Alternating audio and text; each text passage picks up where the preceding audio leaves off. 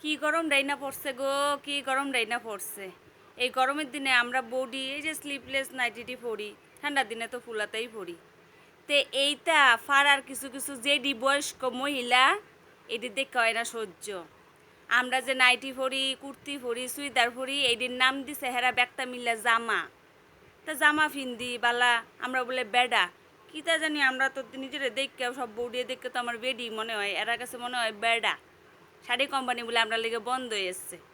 তো হ্যাঁ যে সুন্দর পরে, সুন্দর করে শাড়িটি পরে, শাড়ি পরার দিত নাই কোনো সিঁড়ি দেখলে তো আমার শরীর জ্বলে, ওনে দেখলে হইব আমার দেরি, তাই আমি এটা দেখি না।